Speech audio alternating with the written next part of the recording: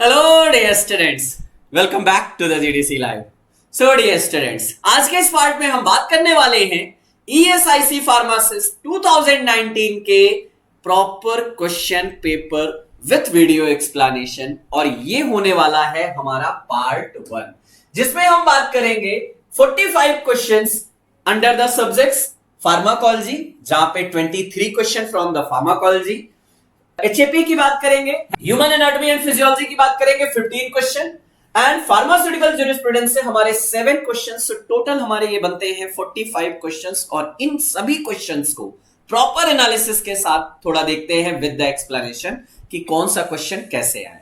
सो पहले शुरुआत करते हैं फ्रॉम द फार्माकोलॉजी। चलिए पहला क्वेश्चन देखिएगा और थोड़ा इनको समझिएगा। ये सभी ऑफिशियली ईएसआईसी 2019 के क्वेश्चन पेपर से हैं। पहला, an elements having a vital role in the biosynthesis of thyroid hormone।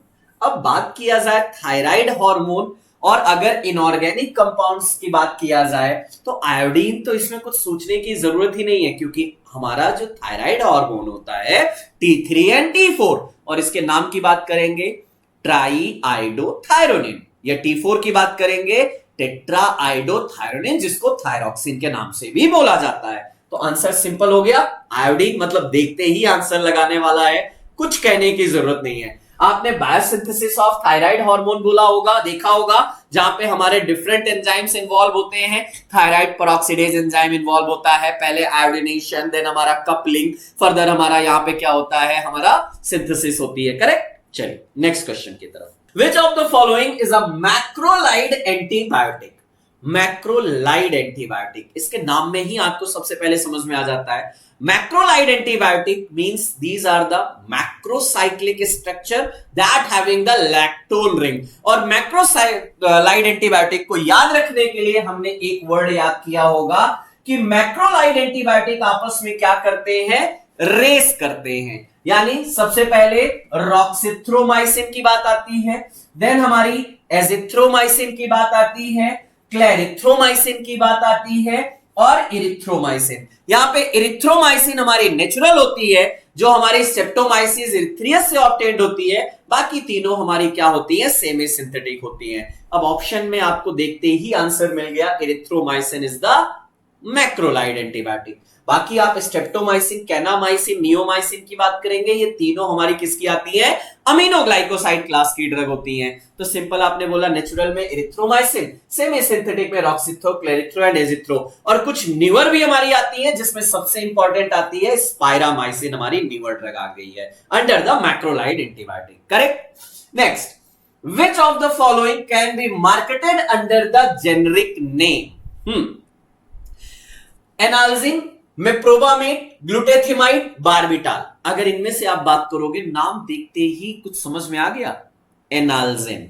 Analgin हमारी under the generic name he market में सेल की जाती है, मार्केटेड की जाती है। वैसे अगर मेटिमाजोल की बात करें, एनाल्जिन हमारा दैट इज द मेटिमाजोल की बात करेंगे, जो नसैड क्लास की आती है, वो जेनरिक नेम के अंतर्गत ही हमारी मार्केटिंग की जाती है। So that is the Analgin के बारे में बात करेंगे। Common terms used in the Indian pharmacopoeia, USSR pharmacopoeia में भी यूज होता है, और इसको मेनली इन्फ्लामेशन और पेन के लिए यूज किया जाता है। करेक्ट, नसैड क्लास की ड्रग में। बढ़िया। Etoposide is semi synthetic derivative of. अब आप इटोपोसाइड एंड टेनोपोसाइड के बारे में बात करेंगे। ये दोनों हमारे क्या होते हैं, हमारे प्लांट ओरिजिनेटेड ड्रग है, यूज्ड इन कैंसर में, हमारे कैंसर में यूज किया जाता है as an anti cancer drug. और अगर बात किया जाएगा इटोपोसाइड क्या होती है हमारी, दीज आर द ग्लाइकोसाइड। ये हमारी क्या है, प्लांट से ऑब्टेन्ड हमारी ग्लाइकोसाइड डेरिवेटिव है। इटोपोसाइड एंड टेनेपोसाइड की बात करेंगे। सो आंसर अगर इसको देखते लगाना है तो ग्लाइकोसाइड आपने सिंपल आंसर लगा देना है, प्लांट ग्लाइकोसाइड है। और अगर मेनली आप बात करोगे टेस्टिकुलर कैंसर में, इसको बहुत अच्छे से यूज किया जाता है, सेमी सिंथेटिक ड्रग। और कहां से मिलते हैं, प्लांट पोडोफाइलम हेक्सेंड्रम या podophyllum palmatum, that is the podophyllotoxin. और वही हमारे होते हैं सेमी सिंथेटिक डेरिवेटिव। इटोपोसाइड हमारे यूज किए जाते हैं bladder carcinoma, testicular carcinoma, Hodgkin's lymphoma, इनमें यूज किए जाते हैं। काफी इंपॉर्टेंट ड्रग है। और अगर साइड की बात करते हैं तो शायद इसकी मैकेनिज्म भी आपको याद आ रही होगी। Etoposide and teniposide, these are the drug which inhibit topoisomerase second. हाँ, टोपोआइसोमरेज सेकेंड, साइड से याद रखना सेकेंड, तो टोपोआइसोमरेज सेकेंड को इनहिबिट करती हैं। Next, which of the following is an anti thyroid drug. अब एंटी थायराइड ड्रग की बात चल रही है तो आपको क्लासिफिकेशन 4 क्लासेस में याद आ रहा होगा। पहला हमारा थायराइड हार्मोन सिंथेसिस इनहिबिटर, जहां 3 क्लास ड्रग है। कौन कौन सी? मेथिमाजोल, कार्बिमाजोल, प्रोपाइल थायोरेसिल आती है। अब अगर ऑप्शन वहां से देखोगे तो आंसर तो मेथिमाजोल मिल गया। अगर आप बात करोगे टोलाजोमाइड, ये टोलाजेमाइड यहां पे नहीं है, ये हमारी एंटी डायबिटिक ड्रग है। क्लोरप्रोपामाइड, ये भी हमारी ओरल हाइपोग्लाइसेमिक एजेंट में आती है। अच्छा, लिवोथायरॉक्सिन, कुछ बच्चे कंफ्यूज हो सकते हैं एंटी थायराइड ड्रग में लिवोथायरॉक्सिन लगा के। नहीं, लिवोथायरॉक्सिन तब दिया जाता है जब किसी पर्सन में हमारा डिफिशियंसी हो जाती है, थायराइड हार्मोन की डिफिशियंसी होती है तो लियोथायरॉक्सिन दिया जाता है। और जब हाइपरथायराइडिज्म हो जाता है, एंटी थायराइड ड्रग मेथिमाजोल, कार्बिमाजोल और हमारा प्रोपाइल थायोरेसिल दिया जाता है। वैसे आपने वहां पे ये भी देखा होगा हमारा जो रिलीज को इनहिबिट करती है। नेक्स्ट हमारे आयोडीन के ऑर्गेनिक आयोडाइड हमारे आ जाते हैं, रेडियो एक्टिव आयोडीन आते हैं। क्लासिफिकेशन आपने देखा होगा, उसी से आपको याद आ रहा होगा। पहला हमारा inhibit thyroid hormone synthesis, propyl thiouracil, methimazole, carbimazole की बात करेंगे। इनहिबिट आयोडीन ट्रैपिंग, ट्रैपिंग को इनहिबिट करने वाले ऑर्गेनिक आयोडाइड, जहां यहां पे हमारे आयोनिक आयोडाइड आ जाता, ionic inhibitor thiocyanate, perchlorate, nitrate, ये सारी आ जाती है हमारा। अगर हम बात करते हैं रिलीज इनहिबिटर, तब हम यहां पे बोलते हैं पोटेशियम आयोडाइड और ऑर्गेनिक आयोडाइड आ जाते हैं। Destroy thyroid hormone, radio active iodine आ जाती है। चलेंगी, ये हमारी एंटी थायराइड ड्रग का क्लासिफिकेशन बहुत इंपॉर्टेंट है, क्लासिफिकेशन को मिस मत करिएगा। निकोटिनिक रिसेप्टर, अब इससे इजी क्वेश्चन और क्या होगा। जब आप रिसेप्टर का क्लासिफिकेशन पढ़ते हो तो 4 टाइप का आता है, लिगेंड गेटेड आयन चैनल, जी protein coupled receptor, enzymatic receptor और न्यूक्लियर रिसेप्टर आते हैं। और जब निकोटिनिक, चाहे एनएम की बात करिएगा चाहे एनएम की बात करिएगा, दोनों हमारे लिगेंड गेटेड आयन चैनल होते हैं और सोडियम और potassium ion, mainly sodium ion mediated होते हैं। तो कुछ कहने की जरूरत ही नहीं है, आपसे निकोटिनिक रिसेप्टर पूछा गया है, लिगेंड गेटेड आयन चैनल लगा दीजिए, बेधड़क लगा दीजिए, कोई आपको गलत नहीं करेगा। सिंपल है, बिल्कुल बहुत सिंपल है। When anesthetic is injected into the subconscious state, it is considered as follows. अब subconscious मतलब अगर मैं बात करूं कोई पेशेंट है जो कॉन्सियस भी नहीं है, अनकॉन्सियस भी नहीं है, सब कॉन्सियस है, मतलब ना तो होश में है ना ही बेहोश है, और वहां पे जो दिया जाएगा उसको क्या बोलेंगे। अब देखो, epidural in anaesthesia, infiltration anaesthesia, spinal anaesthesia and surface anaesthesia. पहले नाम तो कंफर्म कर दीजिएगा। सरफेस एनेस्थीसिया सरफेस पे दिया जाएगा तो इसका हमारे कॉन्सियस से ज्यादा रोल नहीं आने वाला। वाइल जब आप बात करोगे इनफिल्ट्रेशन एनेस्थीसिया, ये दिया जाता है हमारे दांतों में, खासतौर पर जब डेंटल सर्जरी आरसीटी की जाती है। एपिड्यूरल एनेस्थीसिया की बात करेंगे, ये हमारा कहां दिया जाता है, सब अरेक्नोइड स्पेस में दिया जाता है। लेकिन हाँ, spinal anaesthesia this is mainly given in the subconscious state की बात करोगे, यहां पे दिया जाता है। Injected in sub arachnoid space below the lower end spinal cord without complete loss of consciousness, यानी सब कॉन्शियसनेस कॉज करता है। होगा a drug that promote diuresis by antagonizing the action of aldosterone is, कौन सी ऐसी drug है जो aldosterone के action को एंटागोनाइज कर देती है और डायरेटिक एक्शन प्रोड्यूस करती है। तो जब आप classification of the diuretic agent पढ़ते हो तो क्या वहां पे आपको वीक डायरेटिक एजेंट में आपको पोटेशियम स्पेरिंग डायरेटिक याद आ रहे हैं क्या? और पोटेशियम स्पेरिंग डायरेटिक में क्या आपको एल्डोस्टेरॉन एंटागोनिस्ट याद आ रहा है क्या? दैट इज द स्पाइरोलैक्टोन, जो प्रोड्रग होती है, हमारा एक्टिव फॉर्म बनाती है।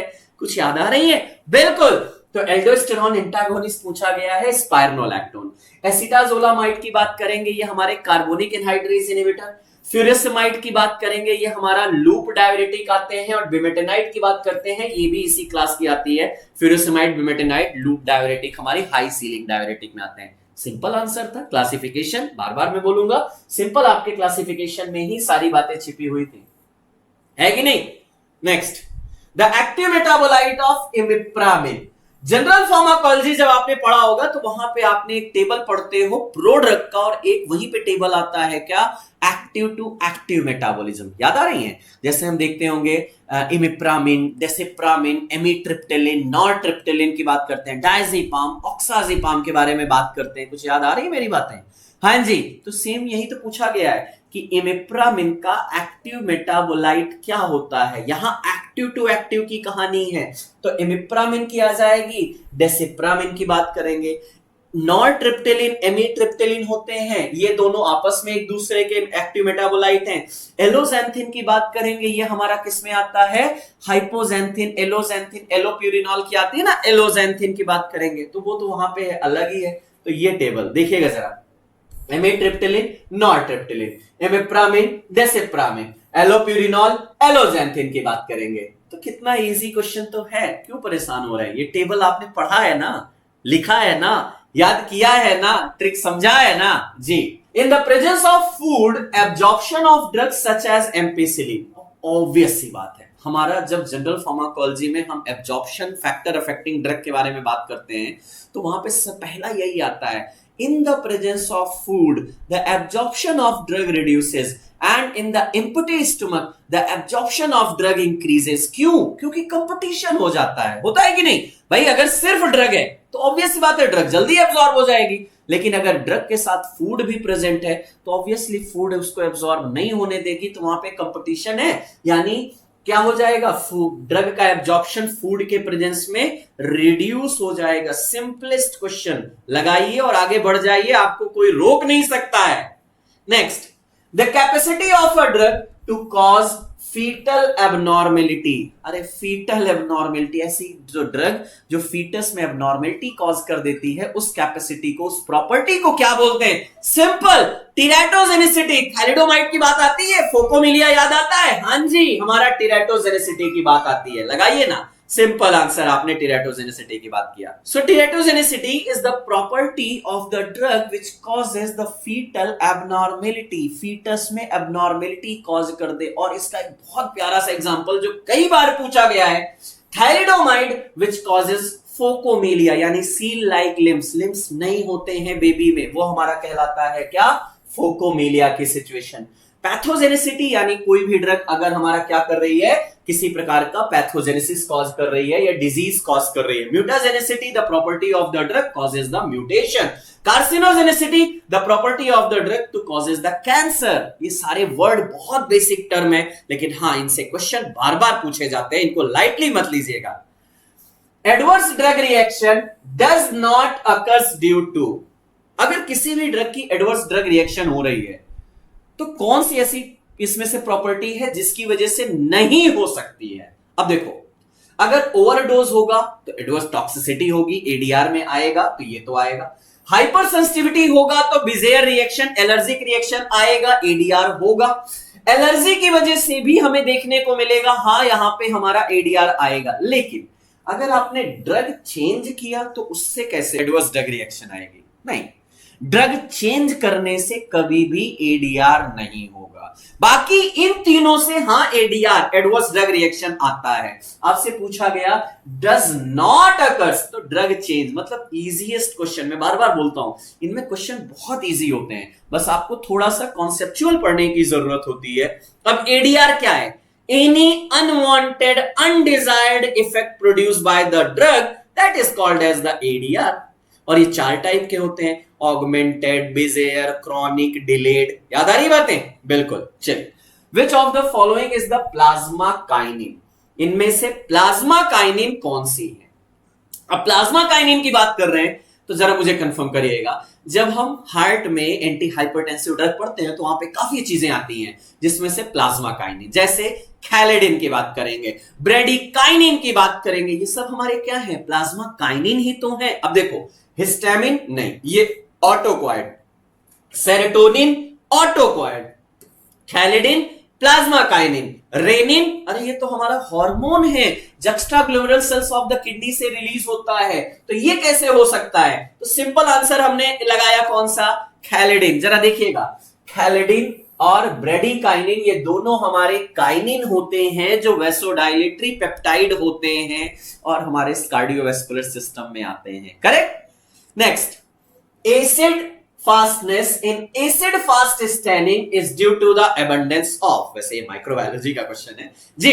अगर एसिड फास्ट स्टेनिंग किया जा रहा है तो वहां पे अगर कोई ड्रग जो है वो एसिड फास्ट मतलब कोई बैक्टीरिया अगर एसिड फास्ट बैक्टीरिया कहला रहा है तो इसका मतलब क्या है, उसमें किस चीज की ऐसी अधिकता है जिसकी वजह से वो एसिड फास्ट स्टेनिंग करा रहा है। सिंपल, एसिड फास्ट स्टेनिंग जहां पे हम माइकोलिक एसिड का कंसंट्रेशन मेजर करते हैं और जिस बैक्टीरिया में माइकोलिक एसिड ज्यादा होता है वो एसिड फास्ट बैक्टीरिया, क्योंकि वो एसिड फास्ट स्टेन को क्या कर लेता है, हमारा कवर कर लेता है। So that is the mycolic acid की बात करेंगे और बैक्टीरिया में माइकोलिक एसिड ही होता है, मुझे अगर याद आ रहा हो आपको बातें तो। सो एसिड फास्टिंग स्टेनिंग की बात करेंगे, वहां पे माइकोलिक एसिड का कंसंट्रेशन मेजर किए करके हम उसको एसिड फास्ट स्टेनिंग बोलते हैं। Which of the following hormone inhibit the secretion of insulin, glucagon and growth hormone? ये क्वेश्चन बड़ा प्यारा है, इसको मैं समझाने के लिए आपको थोड़ा सा पैंक्रियाज में ले चलूंगा। पैंक्रियाज की बात करते हो तो वहां पे जो हमारा पैंक्रियाटिक आइसोलेट होते हैं उसमें 3 टाइप के सेल्स होते हैं, अल्फा, बीटा एंड डेल्टा। अगर मैं बात करूं, अल्फा से रिलीज होता है क्या, ग्लूकेगॉन, बीटा से रिलीज होता है क्या, इंसुलिन, और डेल्टा से रिलीज होता है क्या, सोमैटोस्टैटिन। करेक्ट। यहां पे जो हमारा डेल्टा सेल्स है जहां से सोमैटोस्टैटिन रिलीज हो रहा है वो इसको भी इनहिबिट करता है और इसको भी इनहिबिट करता है।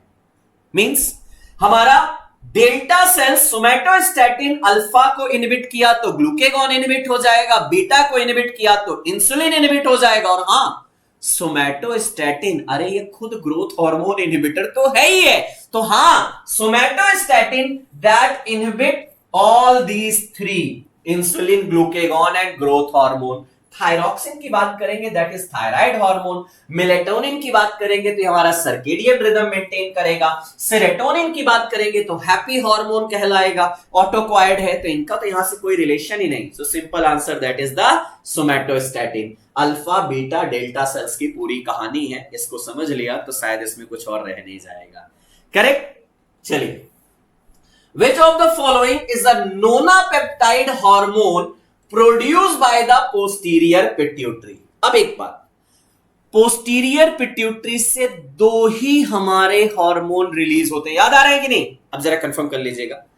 जो एंटीरियर पिट्यूटरी होते हैं उससे मेजर 5 हार्मोन रिलीज होते हैं, जिसको याद रखने के लिए हम बोलते हैं जीपैट जी, यानी growth hormone, prolactin, ACTH, TSH और गोनेडोट्रोपिन रिलीजिंग हार्मोन जिसमें LH और FSH आते हैं। मिडिल पिट्यूटरी से रिलीज होता है मेलानोसाइट स्टिमुलेटिंग हार्मोन और पोस्टीरियर पिट्यूटरी से रिलीज होता है हमारा क्या, ADH, जिसको हम बोलते हैं क्या, वैसोप्रेसिन, और दूसरा होता है कौन सा, ऑक्सीटोसिन होता है। आपसे पोस्टीरियर पिट्यूटरी की बात हो रही है, और अगर यहां पे आपके पास पोस्टीरियर पिट्यूटरी दिख रहा है तो प्रोलैक्टिन एंटीरियर का है। एल्डोस्टेरॉन की बात करेंगे तो एल्डोस्टेरॉन तो हमारा मिनरलोकॉर्टिकॉइड है जो एड्रिनल ग्लैंड से रिलीज होगा। थायरॉक्सिन की बात करेंगे तो थायराइड हार्मोन से रिलीज होगा। अब आपके पास बचा क्या, वैसोप्रेसिन। हां जी, vasopressin, oxytocin release from the posterior pituitary. लगाइए ना आंसर, किसने आपको रोका हुआ है? इतना प्यारा और सिंपल क्वेश्चन आपको यहां पे देखने को मिल रहा है। करेक्ट। चलिए नेक्स्ट क्वेश्चन पे आ जाइए। विच of the following quinolone containing uterine track infection treating agent, इनमें से कौन सा ऐसा क्विनोलोन्स है जो यूटीआई यानी यूरिनरी ट्रैक इंफेक्शन को ट्रीट करता है? अब यूटीआई वैसे तो हमारे मेजर हमारा सबसे पहला जो क्विनोलोन्स था, देखो ध्यान से सुनना, यहां पे क्विनोलोन्स की बात है, फ्लोरोक्विनोलोन्स नहीं है। क्विनोलोन्स की बात करेंगे तो हमें नेलिडिक्सिक एसिड याद आ रहा होगा, बिल्कुल याद आ रहा होगा, और अगर आप यहां पे देखोगे सिप्रोफ्लॉक्सासिन, सिनॉक्सासिन एंड इनॉक्सासिन ये सभी नहीं, लेकिन नैलिडिक्सिक एसिड मेरी हां ये क्विनोलोन्स है और this is the drug which used in the UTI. Primarily इसका यूज यूरिनरी ट्रैक इंफेक्शन में ही था, लेकिन अब सिंस इसमें कुछ प्रॉब्लम्स थे, एडवर्स इफेक्ट थे, इसी वजह से इसको रिड्यूस किया गया। Otherwise urinary and GI tract infection के लिए ही हमारा नैलिडिक्सिक एसिड मेनली डिस्कवर किया गया था, जो प्राइमरली क्विनोलोन्स था। बाद में इसी में कुछ स्ट्रक्चरल मॉडिफिकेशन करने के बाद ये बन गए फ्लोरोक्विनोलोन्स। नाम तो याद आ ही रहे होंगे, सिप्रोफ्लॉक्सासिन, ओफ्लॉक्सासिन, पीफ्लॉक्सासिन, लोमीफ्लॉक्सासिन, स्परफ्लॉक्सासिन, गैटीफ्लॉक्सासिन। अब मुझे इससे ज्यादा मत याद कराइए। चलिए, respiratory distress syndrome in babies born prematurely is caused by its appearance. अब अगर सपोज कोई एक बेबी है जो बर्थ हुआ है जिसका, और उसमें रेस्पिरेटरी डिस्ट्रेस सिंड्रोम हो रखा है, अब बात बताइए क्यों हो रखा है। हाँ, ये पॉइंट जरूर है कि वो प्रीमेच्योरली उसका बर्थ हुआ है। देखिए, जब हम बेबी की बात करते हैं तो हमारे पास दो टाइप के मेजर यहां पे बायोमोलिक्यूल्स हैं, जैसे लेसिथिन और स्फिंगोमाइलिन। जरा समझिएगा, लेसिथिन और स्फिंगोमाइलिन का कंसंट्रेशन 2:1 के रेशियो में होता है, और अगर प्रीमेच्योरली डेवलप हो जाता है तो उसमें लेसिथिन का कंसंट्रेशन ज्यादा होता है, और वही लेसिथिन क्या करता है, हमारा बेबी में रेस्पिरेटरी डिस्ट्रेस सिंड्रोम कॉज करता है। तो इसलिए यहां पे आपसे पूछा गया क्यों, क्योंकि लेसिथिन ज्यादा है। लेसिथिन स्फिंगोमाइलिन का कंसंट्रेशन 2:1, लेकिन जब वो प्रीमेच्योर डेवलप हो जाता है ना, तो उसमें हमारा increased risk of the lecithin concentration जो रेस्पिरेटरी डिस्ट्रेस सिंड्रोम डेवलप करता है, और बेबी को एनआईसीयू में एडमिट करने की जरूरत पड़ जाती है sometimes. Okay, next, in Alzheimer disease which peptide level is elevated। अब अल्जाइमर क्या है, न्यूरो डिजनरेटिव डिसऑर्डर है, करेक्ट।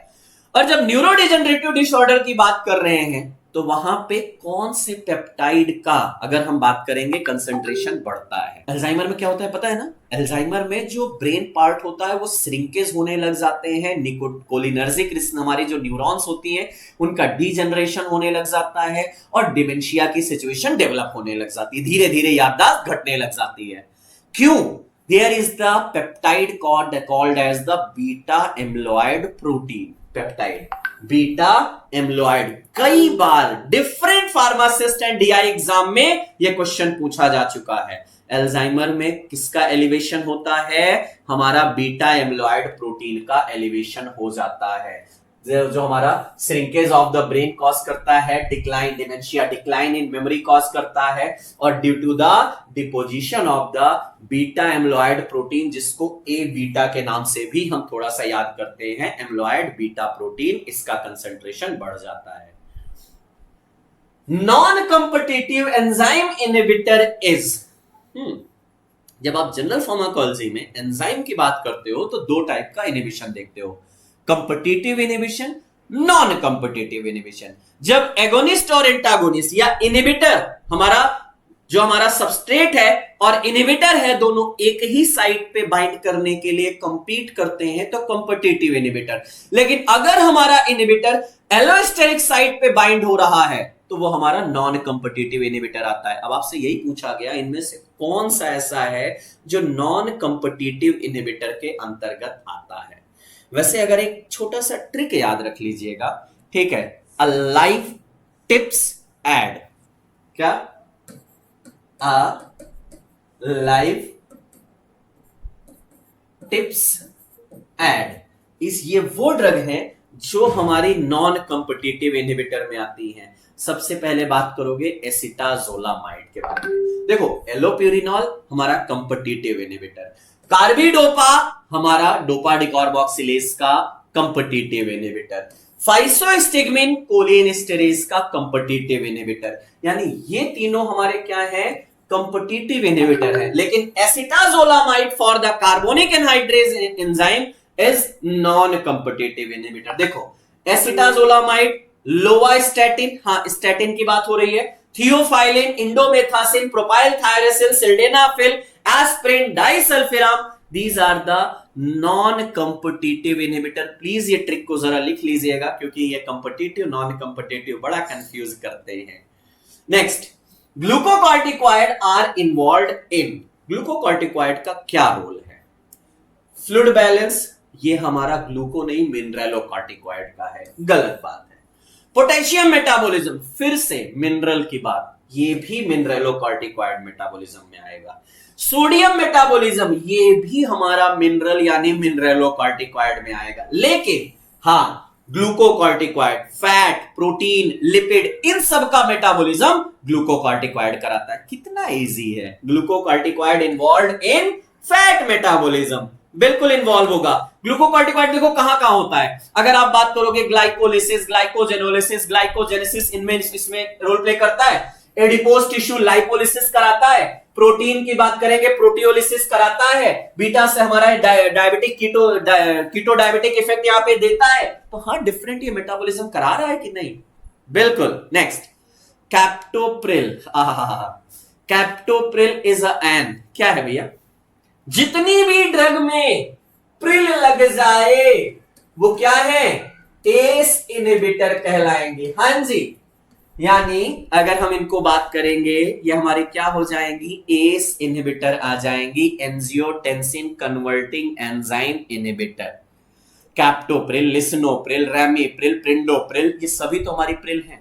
अब जितने भी सार्टन लग जाएगा, लो सार्टन, वेल सार्टन, कॉन्डे सार्टन, सार्टन लग जाएगा, वो एंजियोटेंसिन रिसेप्टर ब्लॉकर आ जाएंगे। अब देखो, माओ इनहिबिटर नहीं भैया, माओ तो हम बात करेंगे हमारा नॉन सेलेक्टिव माओ इनहिबिटर, ट्रेनाइल साइप्रोमिन वगैरह हमारी ड्रग आती हैं। माओ ए इनहिबिटर मोक्लोमिमाइड क्लोरगाइलिन आता है। माओ बी इनहिबिटर सेलेजेलिन रेसेजेलिन आता है। अल्फा ग्लूकोसाइडेज इनहिबिटर की बात करेंगे तो ये तो हम चले जाएंगे कैंसर हार्मोन की तरफ। एस इनहिबिटर, हाँ प्रिल पूछा गया। एचएमजी कोए रिडक्टेज इनहिबिटर की बात करेंगे तो हाँ, यहाँ पे स्टैटिन वाली क्लास की ड्रग डालिएगा। जितने भी स्टैटिन है वो एचएमजी कोए रिडक्टेज इनहिबिटर। कितना इजी क्वेश्चन सच में बच्चों। फार्माकोलॉजी से आए सबसे ज्यादा क्वेश्चन और सबसे इजी क्वेश्चन यहीं से मिले। चलिए, last question under the pharmacology section. Which of the following is H2 receptor antagonist? जितने भी टिडीन मिल जाएं, सिमेटिडीन, रेनिटिडीन, फेमोटिडीन, रॉक्साटिडीन, टिडीन मिली यानी H2 ब्लॉकर हो गई। अब देखो, लोपेरामाइड ये हमारी किस में आ जाती है? हमारी आ जाती है किसमें? लैक्सेटिव एजेंट में आ जाती है। प्रोपोक्सीफेन हार्मोन में चल देंगे। साइक्लिजिन नहीं बेटा, तो सिमेटिडीन आंसर है। H1 ब्लॉकर, H2 ब्लॉकर, तो H2 ब्लॉकर की बात करेंगे तो क्या है? सिमेटिडीन आ जाएगी, हमारा मेटिमाडाइड, रेनिटिडीन, फेमोटिडीन, ये सारी ड्रग आएंगी, बिल्कुल पढ़े होंगे। हाँ, H1 ब्लॉकर की बात करेंगे तो एंटी एलर्जिक ड्रग आ जाती है, जैसे हमारी फर्स्ट जनरेशन, सेकंड जनरेशन की बात करते हैं उसमें आ जाती है, बिल्कुल। चलिए, सो if you are preparing for any pharma competitive exam preparation all over India, there is one specific book set for all these preparation, जहां पे जीडीसी ने आपके लिए लॉन्च किया दो special book. First, theory finger tip, pharmacist at your finger tips, and second, objective pharmacist at your finger tips. ये दोनों book में आपको पहले में थियरी की बात करेंगे, जहां पे complete syllabus of any pharmacist exam के लिए आपको सारा सिलेबस मिल जाएगा, और दूसरा हमारा ऑब्जेक्टिव की बात करेंगे, जिसमें प्रीवियस ईयर फार्मासिस्ट के पेपर्स और साथ ही साथ मॉडल पेपर्स, वो दोनों चीजें आपको मिल जाएंगी। तो किसी भी प्रिपरेशन के लिए पढ़ना और क्वेश्चन सॉल्व करना, ये दोनों चीजें इंपॉर्टेंस है, और जीडीसी ने आपको ये दोनों चीजों का सेटअप एक ही जगह दे दिया। चलिए, नेक्स्ट पार्ट हमारा आता है ह्यूमन एनाटॉमी एंड फिजियोलॉजी की बात करेंगे। ह्यूमन एनाटॉमी एंड फिजियोलॉजी में जब चलते हैं, यहां पे हमारे कितने क्वेश्चंस आए? यहां से 15 क्वेश्चंस अराउंड हमें देखने को मिले। चलिए देखते हैं पहला क्वेश्चन। सबसे पहला question, which of the following is not a cell derived mediator for inflammation? इसमें से कौन सा सेल डिराइव्ड मीडिएटर इंफ्लेमेशन का नहीं है? अब अगर इंफ्लेमेशन की बात किया जाएगा तो यहां पे आपको काइनिन्स याद आते हैं, लेकिन काइनिन्स हमारे सेल डिराइव्ड नहीं होते हैं। मींस जैसे इंटरल्यूकिन या टीएनएफ अल्फा या हमारा साइटोकाइनिन्स की बात करेंगे, ये सेल डिराइव्ड नहीं है। लेकिन जैसे vaso active means acidic lipid, लिम्फोकाइनिन्स, ये सभी हमारे क्या हैं? सेल डिराइव्ड मीडिएटर है। अब आपसे पूछा गया not a cell derived mediator, तो काइनिन यानी प्लाज्मा काइनिन की बात चल रही है। जरा ध्यान दीजिएगा, साइटोकाइंस में इंटरल्यूकिन, ये सभी हमारे ऐसे हैं जो cell derived mediator. Next, an increase in the size of an organ or a tissue that is not associated with the cancer is termed as, point सुनना फिर से, क्वेश्चन देखो, an increase in the size of an organ or tissue that is not associated with the cancer। अब आपने दो word पहले सुने होंगे, हाइपरप्लेसिया एंड हाइपरट्रॉफी। जब किसी ऑर्गन या सेल की साइज बढ़ती है, टिश्यू या सेल की साइज बढ़ती है, बोला जाता है हाइपरट्रॉफी। और जब नंबर ऑफ सेल बढ़ते हैं तो कहलाता है हाइपरप्लेसिया। लेकिन अगर यही हाइपरप्लेसिया अनकंट्रोल्ड हो जाती है, यानी कैंसर की बात हो जाती है, तो वो कहलाता है नियोप्लेसिया में आ जाता है। करेक्ट, ये अनकंट्रोल्ड है, कैंसर में चला गया। लेकिन क्वेश्चन में देखो साफ साफ क्या लिखा गया, not associated with the cancer, यानी हाइपरप्लेसिया कैंसर से एसोसिएटेड नहीं है। लेकिन हाँ, मेटाप्लेसिया, डिस्प्लेसिया, ये दोनों भी कैंसर एसोसिएटेड है। जरा एक बार देखो आंसर क्या है। Metaplasia process where one type of mature tissue is replaced by another tissue, यानी हां, एक टिश्यू दूसरे टिश्यू को रिप्लेस कर रहा है, कैंसरस हो सकता है। डिस्प्लेसिया, जहां पे हमारा क्या हो रहा है, abnormality that indicate the pre cancerous state, ये कैंसर की स्टार्टिंग स्टेट है, तो कैंसरस से एसोसिएटेड है ना। लेकिन हाइपरप्लेसिया, जहां पे नॉर्मल टिश्यू की बात चल रही है, जब ऑब्वियस सी बात है, धीरे धीरे हमारी सेल की ग्रोथ होती है, टिश्यू हमारे सेल डिवीजन होते हैं, तो नॉर्मल है ना hyperplasia, number of cell increase होती है, तो हाँ, वो हाइपरप्लेसिया हमारी देखने को मिलती है। करेक्ट। और हाइपरट्रॉफी की बात आएगी जब सेल साइज इंक्रीज, ये दोनों वर्ड जरूर ध्यान दीजिएगा, सेल साइज इंक्रीज हो, सेल नंबर नहीं, सेल साइज इंक्रीज हो, हाइपरट्रॉफी, सेल नंबर इंक्रीज हो, hyperplasia. Next, the condition of the weight loss and muscular atrophy in severe chronic illness is called, मतलब जब क्रॉनिक इलनेस की condition में जब muscular dystrophy and weight loss होने लग जाता है, उसको क्या बोलते हैं? ये अच्छा क्वेश्चन है, जरा एक बार रुको। समटाइम्स अगर किसी पर्सन में इंटरनल कोई क्रॉनिक इलनेस है, वो खाना तो बहुत खा रहे हैं, फूड इनटेक अच्छा है, लेकिन फिर भी उनका वेट लॉस हो रहा है, मसल्स का ब्रेकडाउन हो रहा है, तो इस कंडीशन को क्या बोलेंगे? चलो क्वेश्चन समझ में आ गया। अब ऑप्शन पे आओ।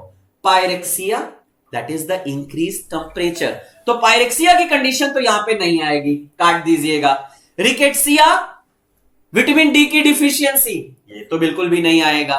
नेक्स्ट, कैकेक्सिया, हाँ, कैकेक्सिया इज द सिचुएशन जहां पे वेट लॉस होता है, मसल्स का ब्रेकडाउन होता है, कैकेक्सिया आ जाता है।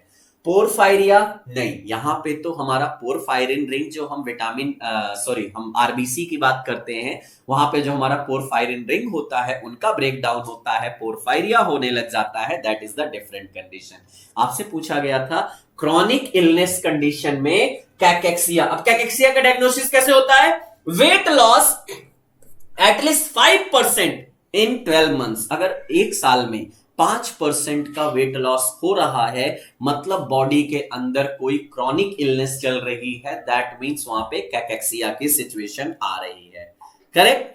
Next, anaphylactic allergy falls under which of the following type of the hyper sensitivity? अगर एनाफाइलेक्टिक एलर्जिक रिएक्शन की बात चल रही है, तो वो किस टाइप की हाइपर सेंसिटिविटी? 4 टाइप की हाइपर सेंसिटिविटी, हाँ जी, 1 2 3 4। टाइप 1 को बोलते हैं एनाफाइलेक्टिक, टाइप 2 को बोलते हैं ब्लड साइटोलिटिक रिएक्शन, टाइप 3 को कॉम्प्लेक्स एंटीजन एंटीबॉडी रिएक्शन कहलाता है, and type 4 delayed hyper sensitivity कहलाता है। तो आपसे पूछा गया एनाफाइलेक्टिक, तो टाइप 1 लगा दिया कि नहीं? ABCD अगर याद है तो ये आंसर आपके हाथ है, तो यही चीज यहां पे तो केवल करना था, hyper sensitivity reaction, type 1 immediate जिसको एनाफाइलेक्टिक जैसे हमारा अस्थमेटिक की बात आ जाती है, टाइप 2 साइटोटॉक्सिक रिएक्शन की बात आती है, मैक्रोफेजेस सेल्स इन्वॉल्व होते हैं, ऑटो इम्यून डिजीज की बात आ जाती है, टाइप 3 कॉम्प्लेक्स एंटीजन एंटीबॉडी की बात करेंगे जहां आर्थस रिएक्शन आ जाता है, जहां हमारा ल्यूपस नेफ्राइटिस आता है, डिलेड में हमारा लॉन्ग टर्म की बात करते हैं, और डर्मेटाइटिस या ट्यूबरकुलिन स्किन टेस्ट आ जाता है डिलेड में। बिल्कुल। Next, the phase in mitosis in which complementary of 46 chromosomes is visible under a microscope is, कौन से फेज में जो ये 46 क्रोमोसोम्स होते हैं वो बाय द माइक्रोस्कोप विजिबल होते हैं। अब सेल डिवीजन की बात करते हो, माइटोसिस की बात आती है तो 5 फेजेस आते हैं प्रोफेज, मेटाफेज, एनाफेज, टीलोफेज की बात करते हैं, हमारे यहाँ पे फेजेस आते हैं। अगर इनमें से मैं बात करूंगा सीक्वेंस वाइज, जरा यहाँ पे आंसर देख लीजिएगा, लेकिन पहले प्रोफेज का आपको आंसर देख लीजिए। प्रोफेज कैसे, जरा इधर आओ। अगर आप प्रोफेज की बात करते हो, यहां पे क्या होता है, जो हमारे क्रोमैटिन फाइबर्स होते हैं वो एक डिस्क्रीट क्रोमोसोम्स विजिबल हो जाते हैं जब हम प्रोफेज। तो इंटरफेज पहला आ गया, प्रो, मेटा, एना, टीलो हमारे फेजेस देखने को मिल गए। जब हम प्रोफेज की बात करते हैं तो यहां पे जितने भी हमारे क्रोमोसोम्स होते हैं वो पेयर में हो जाते हैं, इन पेयर आने लग जाते हैं और वो बाय द माइक्रोस्कोप विजिबल हो जाते हैं। Correct. Next, Thomson disease is associated with, Thomson disease इसमें से किस में से एसोसिएटेड है? माइस्थीनिया ग्रेविस नहीं भैया, ये तो हमारी क्या होती है, ऑटो इम्यून डिजीज होती है। मायोपैथी जहां मसल्स का ब्रेकडाउन। मस्कुलर डिस्ट्रॉफी, हां जी, मस्कुलर डिस्ट्रॉफी का एग्जांपल है थॉम्सन डिजीज की बात करेंगे। थॉम्सन डिजीज जहां पे डोमिनेंटली इनहेरिटेड होता है, परमानेंट वीकनेस होने लग जाती है और यहां पे जो मसल्स होने लग जाती हैं उनका ब्रेकडाउन होता है। मसल्स डिस्ट्रॉफी की बात करेंगे, मसल्स मास घटता है, साइज घटता है, मसल, ये हमारा मस्कुलर डिस्ट्रॉफी में आता है। The procedure of removing ovaries, ovary को रिमूव करने के प्रोसीजर को क्या बोला जाता है? अब आपने नाम सुना होगा, सपोज अगर किसी लेडी में ओवरी से ओवा का प्रोडक्शन बहुत ज्यादा हो रहा है तो चांसेस है कि इक्टोपिक प्रेगनेंसी बनने के चांसेस हो जाते हैं और उस केस में ओवरी को रिमूव किया जाता है जिसको हम क्या बोलते हैं, ऑफरेक्टॉमी। क्या बोला जाता है? ऑफरेक्टॉमी बोला जाता है। देखो यहां पे क्या है, सेल्पिनोजेक्टोमी, वैसेक्टोमी ये मेल में होता है जहां पे हमारा जो वॉस डिफरेंस होता है कट किया जाता है, कोलोस्टोमी कॉलर को कट किया जाता है, ओफ्रेक्टोमी जहां ओवरी को रिमूव किया जाता है। जब हमने क्या बोला, ओफ्रेक्टोमी रिमूविंग वन और बोथ ओवरी की बात। Vasectomy sperm from reaching the semen, वहां पे हम कट करते हैं माइनर सर्जरी के थ्रू, हमारा बाय द इजैकुलेशन इनहिबिट हो जाए। कोलोस्टोमी की बात करेंगे, कॉलन रीजन को कट किया जाता है, that is the colostomy. Endothelium is the squamous epithelium. Okay, squamous epithelium endothelium होता है एसोसिएटेड विद, किसके साथ एसोसिएटेड होता है भाई? सिंपल आंसर करिएगा। Endothelium layer is only present into the small blood vessels. अब चाहे वो कैपिलरी हो चाहे वो लिम्फ वेसल्स हो, उसमें केवल इंडोथीलियम ही तो होता है। हार्ट में तो होगा नहीं, वहां तो हमारे कार्डियक मसल्स हैं। कलेक्टिंग डक्ट की बात करोगे, ये तो हमारे किडनी नेफ्रॉन के पार्ट में जा रहे हो। स्मॉल इंटेस्टाइन में तो होगा नहीं, आंसर कहां है? Lymph vessels. हाँ, लिम्फ वेसल्स की बात करोगे आप यहां पे हमारा, या कैपिलरी की बात करोगे तो केवल इंडोथीलियम ही तो प्रेजेंट होगा, इंडोथीलियम लेयर यहां पे केवल प्रेजेंट होते हैं। Next, the adipose tissue in newborn, newborn में जो एडिपोज टिश्यू होते हैं उसको क्या बोला जाता है? अब देखो न्यूबॉर्न बेबी में खासतौर पर खासियत होती है, आपको ठंडी लगती होगी, आप ओढ़ लोगे, लेकिन बच्चे क्या होते हैं ना, वो चद्दर ब्लैंकेट सब कुछ रिमूव कर देते हैं। क्यों? Because they have the brown fat, और ये जो ब्राउन फैट होता है ना वो उनको हीट प्रोड्यूस करता है और हीट प्रोवाइड करता है, जिसकी वजह से क्या होता है, उनमें ये ब्राउन फैट ज्यादा होता है। So babies mainly have the brown fat, that's why उनपे थोड़ा सा क्या होता है, हमारा टेम्परेचर, कोल्ड टेम्परेचर को फाइट करने की सिचुएशन ज्यादा होती है, इसलिए बच्चों को ठंडी ज्यादा नहीं लगती है। Correct. Synovial cells in joint is an example of, synovial joints की बात हो रही है जहां साइनोवियल फ्लूइड होता है। अब वहां पे जो हमारा साइनोवियल सेल्स हैं वो किसका एग्जांपल है? ऑब्वियस सी बात है, वो हमारा इम्यूनिटी मेंटेन कर रही हैं, बाहर के फॉरेन मटेरियल से, फॉरेन पार्टिकल से, एंटीजन से बचाती हैं। क्या हो गए? मैक्रोफेजेस के एग्जांपल है। Yes, synovial cells, these are the example of the macrophages. ये किसके एग्जांपल होते हैं? मैक्रोफेजेस में आते हैं साइनोवियल मैक्रोफेजेस, जिनको साइनोवियल सेल्स बोला जाता है, ताकि जो जॉइंट्स में हमारा क्या है, डिस्ट्रक्शन है या इंफ्लामेशन है, उनसे ये प्रोटेक्ट करते हैं। बेसोफिल तो ब्लड सेल्स डब्ल्यूबीसी में आ जाता है, लिम्फोसाइट भी ब्लड सेल्स है, न्यूट्रोफिल्स भी ब्लड सेल्स है, यानी सब तो डब्ल्यूबीसी के पार्ट है। अब जरा इनको आप कह तो सकते नहीं है। Next, an important site of the foetal blood cells production. ये क्वेश्चन बड़ा इंपॉर्टेंट है। आपसे पूछा जाए ब्लड सेल्स का प्रोडक्शन कहां होगा, आप तुरंत आंसर करोगे सर हमारा तो प्रोडक्शन होता है किसमें, बोन मैरो में या थाइमस में हो जाता है, टी सेल्स वगैरह प्रोड्यूस होती हैं। लेकिन क्वेश्चन यहां पे क्या है, फीटस में, फीटस में ब्लड सेल्स कहां प्रोड्यूस होती हैं? इसका एक बिल्कुल अलग कॉन्सेप्ट है और वो होती है कहां पे, स्प्लीन में प्रोड्यूस होती हैं। जी हां, वैसे स्प्लीन को आप बोलते हो graveyard of the blood cells बोला जाता है आरबीसी का, लेकिन यहां पे प्रोडक्शन ही स्प्लीन में देखने को मिलता है। ब्लड सेल्स का प्रोडक्शन स्प्लीन में होगा। Which of the following is the superficial vein of the cardiovascular system? अब जो हमारी वेन होती है, आप अपने बॉडी में देखिए बहुत सारी आपको वेन दिख रही होंगी। ये जो वेन है ना, ये वेन हमारी क्या है, सुपरफिशियल वेन है। कुछ वेन हमारी डीपर होती हैं, इनसाइड होती हैं। अब आपसे पूछा गया, यहां पे 4 नाम दिए गए हैं, बेसिलिका वेन, नेक्स्ट हमारा axillary vein, subclavian vein and Palmer when. ये 4 वेन है। इनमें से पूछा गया कौन सी सुपरफिशियल? आंसर है बेसिलिका वेन, जो हमारे हाथ में प्रेजेंट होती है, हैंडल जो हमारा लिम्ब होता है ना, लिम्ब में ब्लड सप्लाई करती है, बेसिलिका वेन। एक्सिलरी वेन की बात करेंगे जो हमारा डीपर वेन में आती है, सबक्लेवियन वेन, सबक्लेवियन बोन के पास होती है और डीपर होती है। पामर वेन, ये भी हमारी डीपर होती है, पाम में की बात करेंगे। आपसे पूछा गया सुपरफिशियल, आंसर है basilica vein. Large superficial vein, upper limb that helps to drain the parts of the hand and forearm, हाथ और फोर आर्म के ब्लड को ये ड्रेन करने के काम में आती है। बाकी सभी हमारी डीपर वेन में है। Correct. Deglutition is term related to, deglutition किससे रिलेटेड है? ऑब्वियस सी बात है, किसी चीज को इंगल्फ करना, सॉलोइंग। किससे रिलेटेड है? डिग्लूटिनेशन की बात करेंगे, सोलोइंग से रिलेटेड आएगा, सोलो करना, जहां पे हम बोलते हैं फूड स्टफ को पूरा निगल जाना इन एनी बेसिक वेसल्स, वो हमारा डिग्लूटिनेशन की बात आती है।